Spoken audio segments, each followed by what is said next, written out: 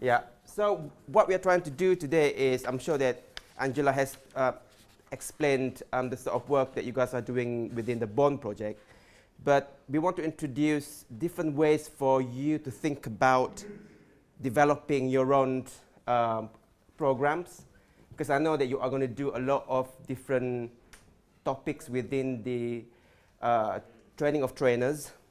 So you might want to basically use this approach to address some of the topics that you would like to train in, with your own stakeholders.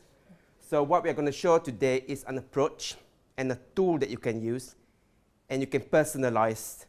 So there are two different parts. The first part is we are going to learn by doing it, so that you would know how do we ask questions, why are we using Lego, and what would, how could you in a way define your own questions that you want to ask for your stakeholders to think about. And the second part is for you to design your own training. So we would use the same sort of form, because you have that in there as well, in terms of going through the process and thinking about how do you want to run it, so that we can support you in terms of designing your own session. So one thing interesting about Lego is it is about metaphors. It's about helping you to think with your hands. If you can see that most of the time when we talk, we will always use our gestures. It has no meaning, but we use our limbs to really make us more aware of our own ideas, our subconscious ideas, and you would come up with different things that you would not normally come up with, especially when you use Lego in terms of using your hands, and you would think by using your hands, which is interesting, I think. So the method that we're going to show today is based on Lego Serious Play. So this is an official evidence-based approach which has been done for 20 years now, I think more than 20 years. So this approach was developed by a group of psychologists and trainers and whatnot, and trying to figure out how they can actually use Lego to get people to be more creative, to get people to be more, how do you call it, be able to work in teams, be able to make decisions and whatnot. So in order for you to have a Lego Serious Play training, it would normally take about 4 days, and it would cost you about £2,500. So it's quite an, but it is a life-changing experience, because we've been through it, and we are, yeah. It's really intense. I know it sounds like you know, playing with Lego, but actually over 4 days, and it really, really delves into the nitty-gritty, and it really takes it out of you. So it's quite intense over that amount of time, and hopefully we're going to replicate that in 2 days. So, yeah, so it is the belief that everyone has got different ideas. Everyone is special, and the problem is when you are in a board meeting, or perhaps if you are working with your stakeholders, you would find that the loudest would normally be the one who's going to say everything, making decisions, and the quiet ones will be the ones who will be not happy. However, they would just say yes. But everyone has got different skills, different background, and different views and perspectives on different things. So you can actually do things better collectively. So collectively, you know, you can get people to really express their ideas better, so that you can make better decisions rather than relying on 2 or 3 people who are loud and with big characters and stuff. Because a lot of people are shy. However, they've got better ideas than those who are very loud. And yeah, so this is the reason why they have this idea of using Lego. And it has been used by big companies like Google, Microsoft, FedEx, Lego, of course, yeah, Yahoo, UNICEF. So these are just a few of the companies which are using Lego for decision making, for team building, or to resolve conflicts. And they use this in all sorts of different ways. You would learn some of the techniques that you can actually use.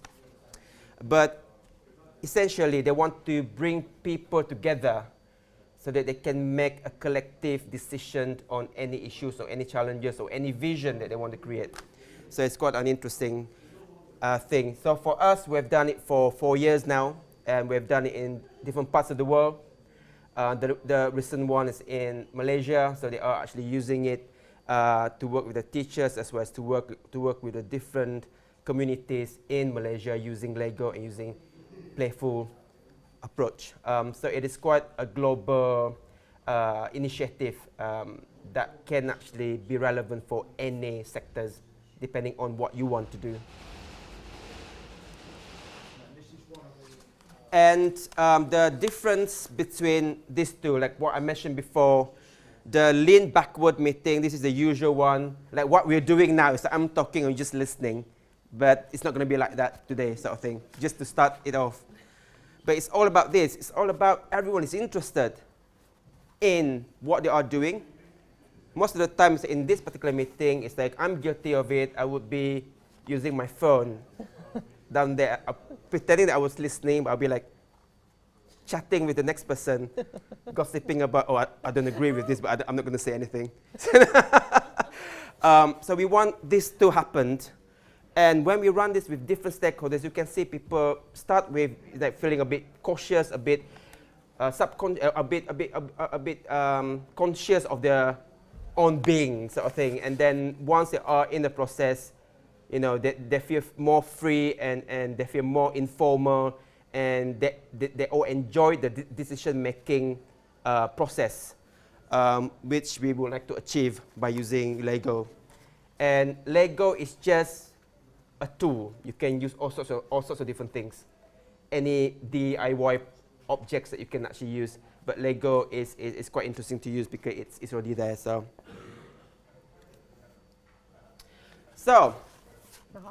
just to break the ice so that you would know what we're talking about, Sam, do you want to do the icebreaker? Absolutely. Okay, so this is the very first thing that, so if you're going to replicate this, we always start with an icebreaker, just so that people can get used to the idea of Lego, because there are some people who have never heard of Lego or even used it before. I have had one student before who had never seen it, and actually just putting the blocks together was challenging for him. So we always use this as a good way to make sure that everyone is on the same page. So just as a thing, has everyone used Lego or no one? Once? That's you'll get a lot of practice in today. That's absolutely fine. But is everyone else familiar with the? No? My kids use Lego. Okay. Then you Okay. use it. I buy it. You buy it. Okay. Again, that's absolutely fine. We're gonna do some building, but this is the perfect exercise anyway to get you used to just putting the blocks together. So it's only meant to be 2 minutes, but what I would like you to do is I would like you to build a tower. So there's 2 boxes of Legos there. So just grab some pieces. I want you to build a tower, and I want you to put a decoration on the top of the tower. That is up to you. You can be as creative as you like with that, okay? So 2 minutes, dive on in. Everybody is building their own tower. Yes, Everyone your builds own their tower. own tower. Yep.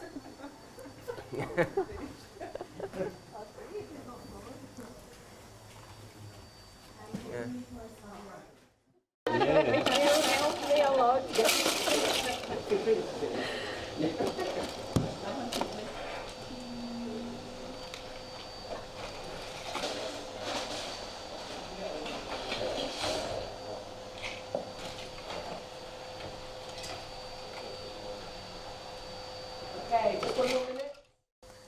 So, everyone has hopefully got a tower of some description. Okay, so the process that we'll be going through will mimic this first round essentially. So I will ask each of you, okay, we'll go round and I will ask you all to hold up your tower, and I would like you just to explain why you chose the design you did, and then we'll go from there. Okay, so is there a volunteer for explaining their tower? Yes? Okay, Yeah. so If I could get you please just to hold up your tower. So this is really important part, okay? This So, is, yeah. I started my tower with this piece, and then I built it, of course, towards up. So the key element is this flag, of course, because you said there should be some element on the top. Also, I added Mr. John here, and its tower base is a little bit wider, and on the top it's shrinker, so it has a good structure. It kind of reminds me a bit of a ship, just Yeah, slightly with yeah, the yeah, sail. yeah, I like it. It's brilliant. Thank you. So, round of applause. Thank you. Okay. So I just want to point this out that it's really important that everyone.